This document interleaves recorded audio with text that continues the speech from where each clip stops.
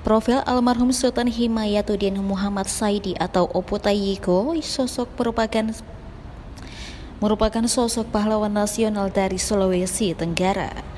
Pria berjuluk Laga Rambut tersebut adalah Sultan Buton ke-20 yang memerintah pada periode pertama tahun 1750 sampai 1752. Selanjutnya menjadi Sultan ke-23 Kesultanan Buton pada periode kedua tahun 1760 sampai 1763. Almarhum Sultan Himayatuddin Muhammad Saidi resmi dinobatkan sebagai pahlawan nasional pada 8 November 2019 lalu. Pemberian gelar tersebut diserahkan Presiden Joko Widodo kepada ahli waris di Istana Negara.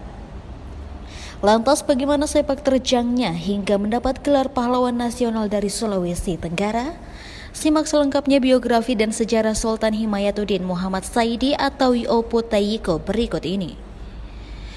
Pria berjuluk Laga Rambut tersebut adalah salah satu raja Kesultanan Buton yang menjabat 2 kali. Sultan Himayatuddin Muhammad Saidi menjadi Sultan Buton ke-20 yang memerintah pada periode pertama tahun 1750 sampai 1752. Selanjutnya Opo Tayiko kembali menjadi Sultan ke-23 Kesultanan Buton pada periode kedua tahun 1760 sampai 1763. Ciri paling menonjol dari kekuasaan Laga Rambut adalah serangkaian perang dalam melawan VOC. Pada masa kepemimpinannya dia bergerilya menantang pemerintahan Hindia Belanda dalam Perang Buton. Setelah Perang Buton, sang Sultan memilih menetap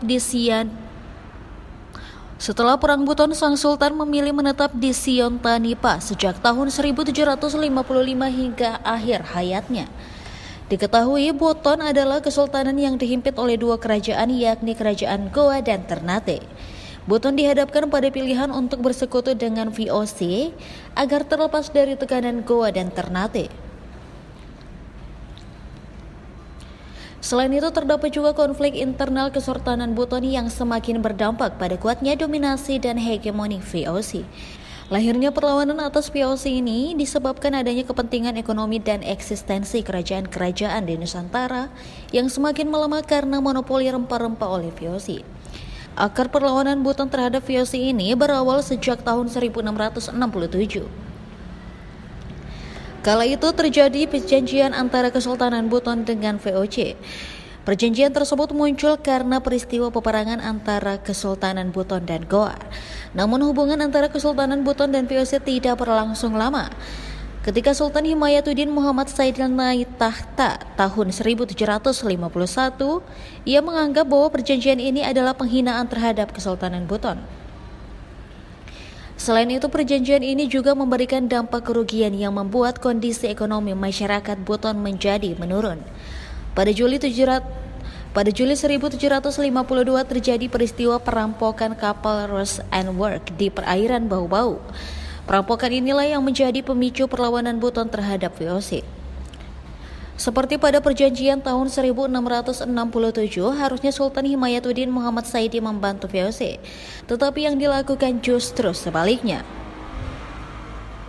Pada tahun 24 Februari 1755, VOC kembali melancarkan ekspedisi militer ke Bau-Bau dan benteng Kesultanan Buton. Karena kalah persenjataan, pasukan Buton pun terdesak.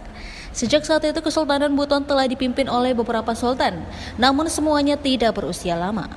Sampai akhirnya Sultan Himayatuddin Muhammad Saidi kembali diangkat menjadi Sultan Buton ke-23.